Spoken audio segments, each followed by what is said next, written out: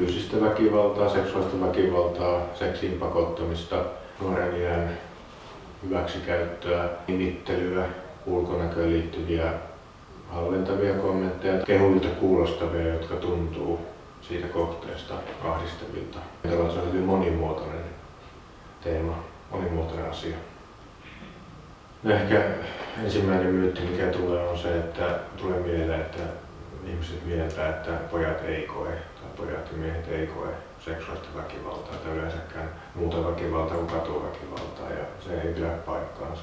Kaikki sukupuoliedustajat voi kohdata väkivaltaa. Toinen myytti on ehkä se, että pojan ja miehen pitää suostua seksiin, pitää olla aina halukas. Että jos kieltäytyy, niin sitten ei ole kunnon mies.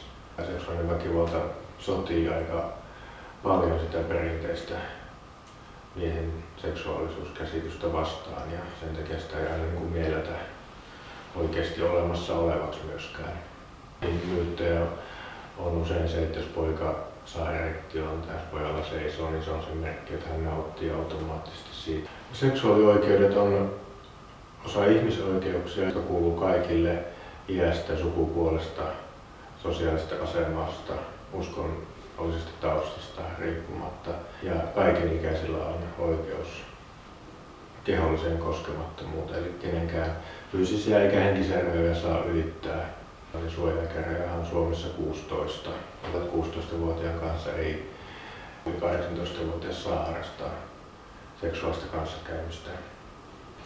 Seksuaalisen väkivallan kohteen uhrin näkökulmasta niin on tärkeää muistaa, että sitä asiasta voi puhua turvallisille aikuisille, että jos ei pysty vaikka vanhemmille tai läheisille tai samanikäisille kavereille puhumaan, niin kouluterveydenhoitajan kanssa, opettajan kanssa, jos kokee luottamukselliseksi välit, voi puhua.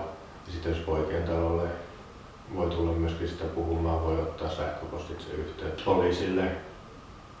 Kannattaa yleensä, ja siinähän meneekin ilmoitus kyseessä on alaikäiseen kohdistuva seksuaalirikos, ja se menee poliisille se ilmoitus, tai poliisille pitää tehdä ilmoitus. Mutta jos ajatellaan sen kokeneen näkökulmasta, niin on tärkeää, että jollekin puhuu, ja sitten että se viedään eteenpäin, että sen teeman kanssa ei tarvitse jäädä yksin.